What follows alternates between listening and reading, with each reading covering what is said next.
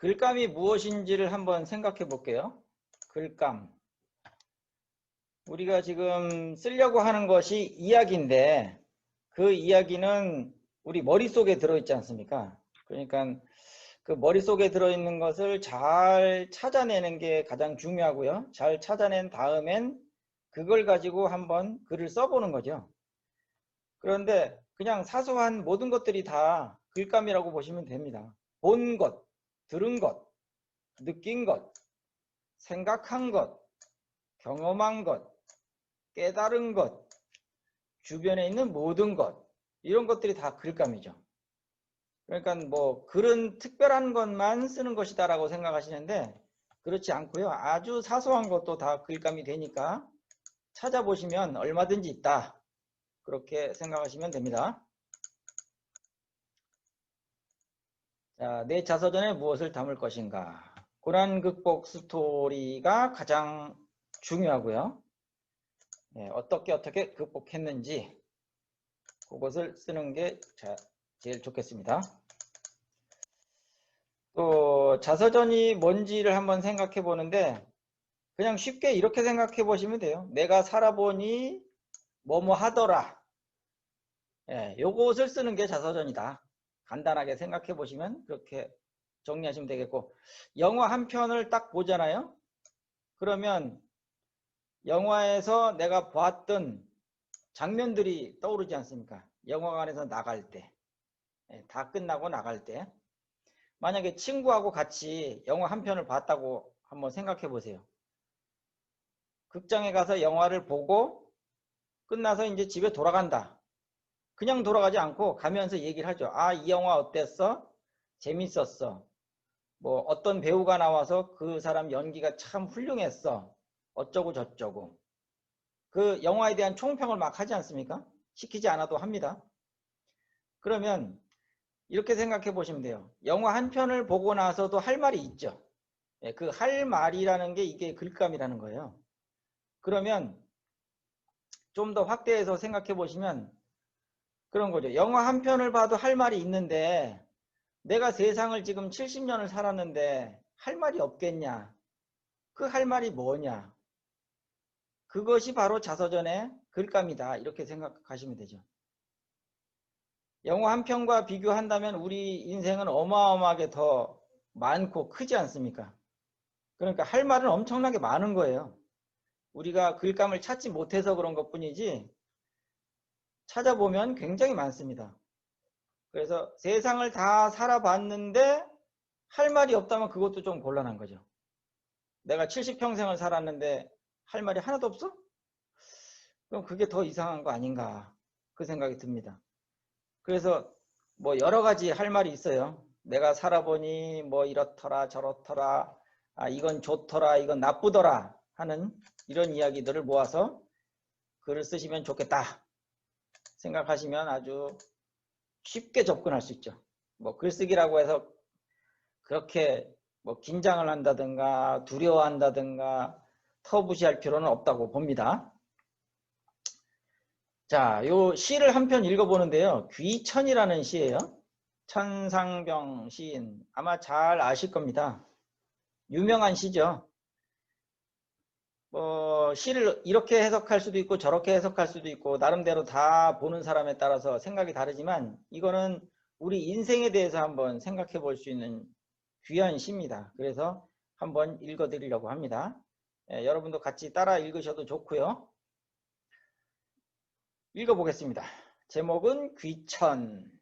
하늘로 돌아간다. 뭐 그런 뜻이죠. 나 하늘로 돌아가리라. 새벽빛 와닿으면 쓰러지는 이슬 더불어 손에 손을 잡고 나 하늘로 돌아가리라. 노을빛 함께 단둘이서 기슭에서 놀다가 구름 손짓하면 나 하늘로 돌아가리라.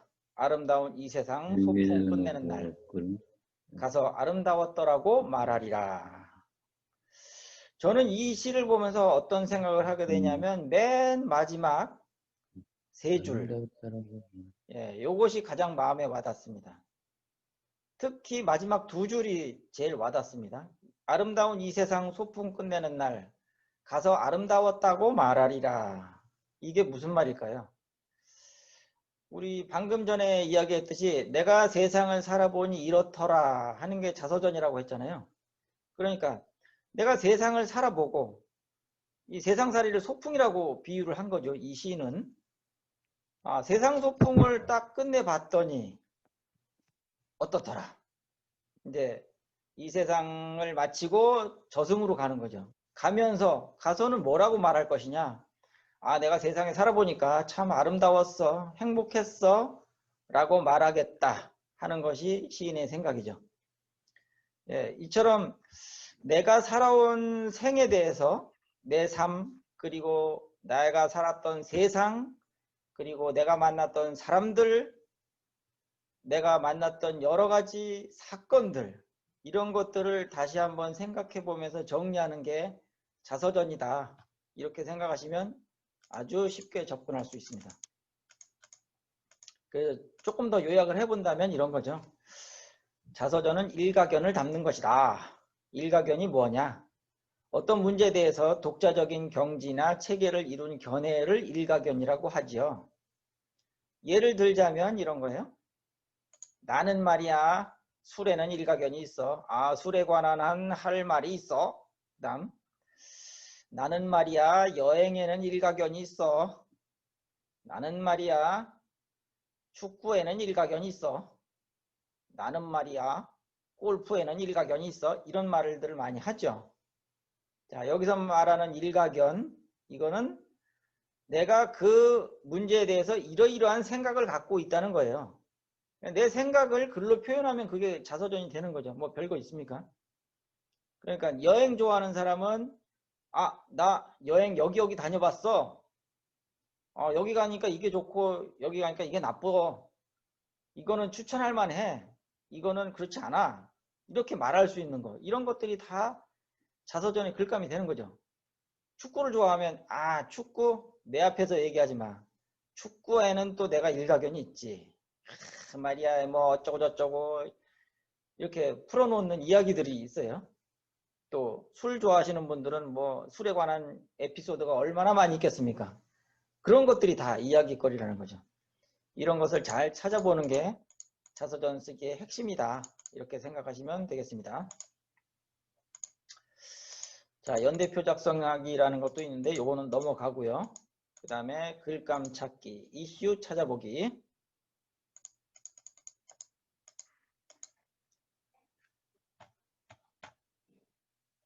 우리 인생 전체를 이렇게 시기로 나눠 본다면 이런 거죠. 아동기가 있겠고 청소년기, 그 다음에 청년기, 결혼생활, 중년기, 노년기. 요 사이에 또 장년기도 있겠죠.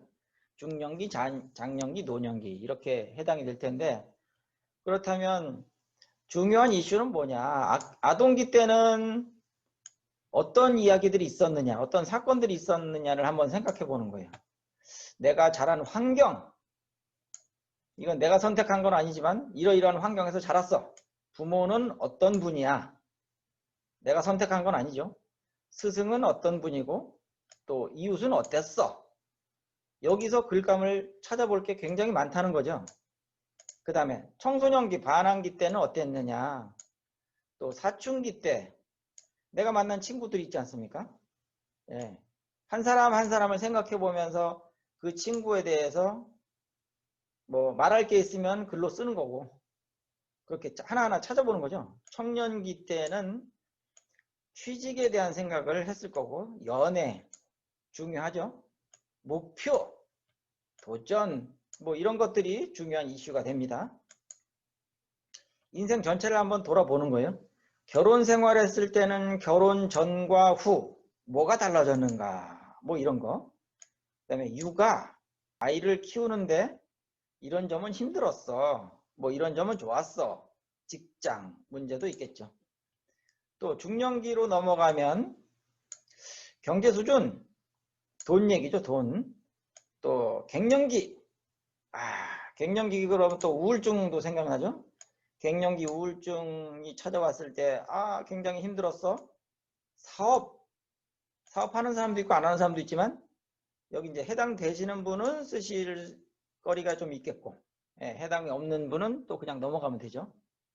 노년기 때 건강이 가장 중요하지 않습니까?